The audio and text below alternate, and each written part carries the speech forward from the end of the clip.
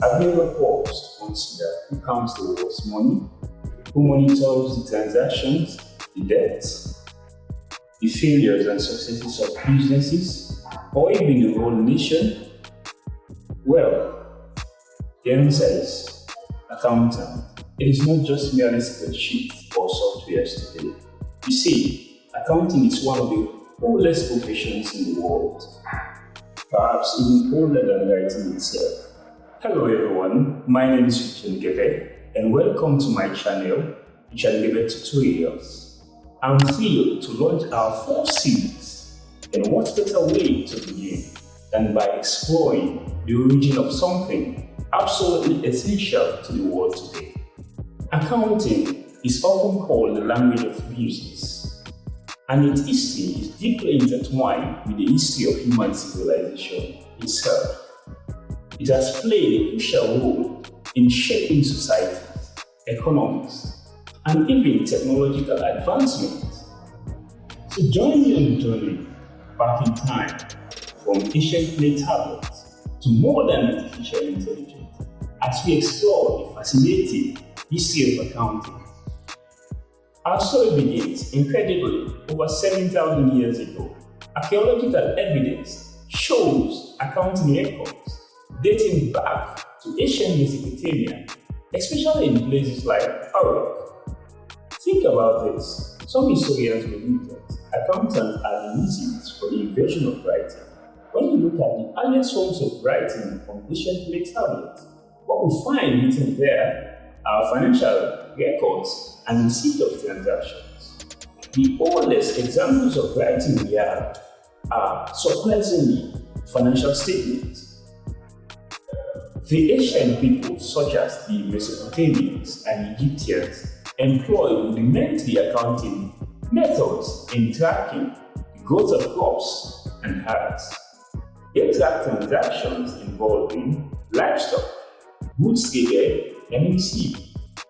In the ruins of Uruk, clay tablets with cuneiform symbols depicted items like jars and cattle, showing the amount with stamp that is moved into the warehouse. Why was accounting needed so early? For commerce, obviously, but was also crucial for taxation and control. As societies moved from hunting and gathering to settle for agriculture, organizational hierarchy emerged, bringing with them the need for systems to track and manage resources. Other checks and balances were also developed. The ancient Egyptians and Babylonians used accounting systems to check items moving in and out of the storehouses. They even conducted oral audit reports, which is where we get the term today, auditor, from a Latin word, audere, meaning to listen. The ancient Egyptians also used accounting systems to monitor their pharaoh's possession and uncover fraud. And this wasn't just a Western phenomenon. In India, an ancient text, Arthashastra, written around 2nd century BC, provided evidence on maintaining accounting records. China also had a sophisticated government accounting system as early as 2000 BC and was innovative in using paper for accounts.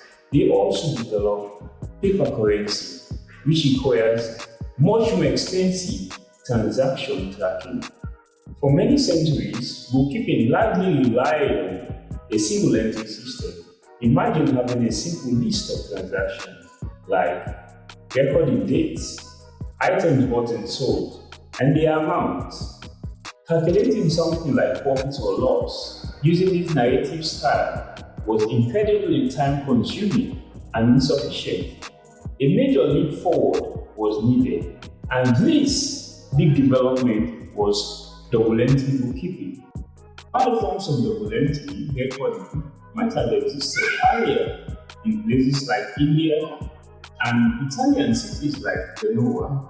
The system was most notably adopted by merchants in Italian cities like Genoa, Venice, and Florence in the Renaissance period.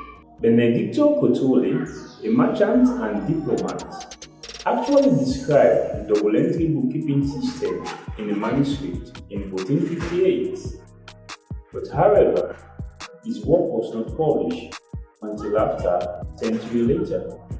The individual most famously credited with populating double entry bookkeeping, at least in the West, is the Italian mathematician and Franciscan monk Luca Pacioli.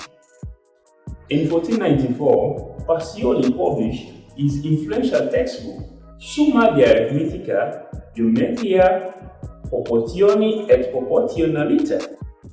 This comprehensive work included a 27-section page specifically detailed to double entry system used by merchants of Venice.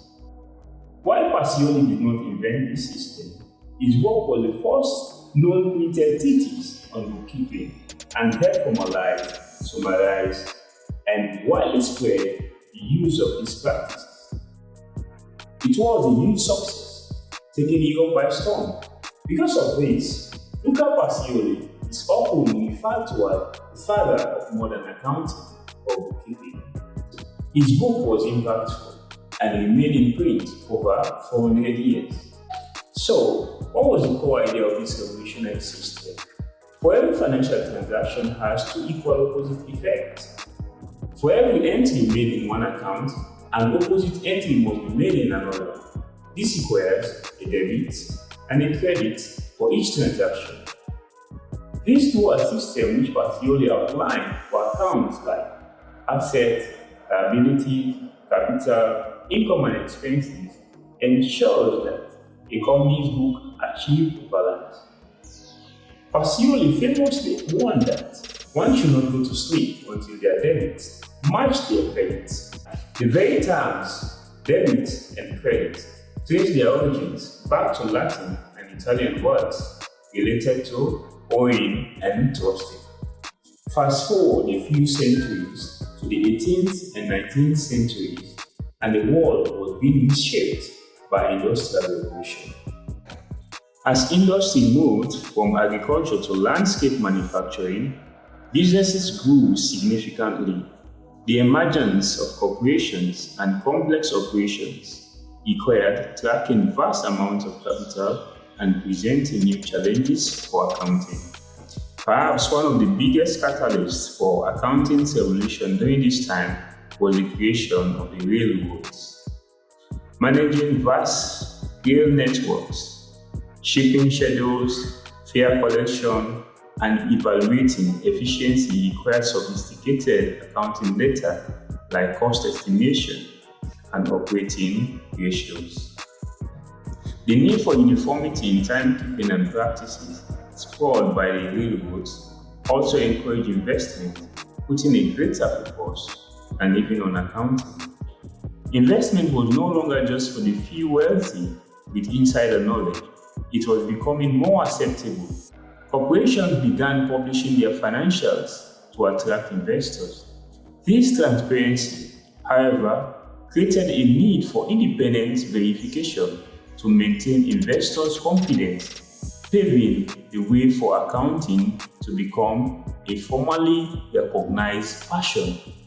The term standard accountant first emerged in Scotland in the mid-1800s when professional accounting bodies were established. These organizations petitioned the Queen for a charter organizing their legal rights and independence.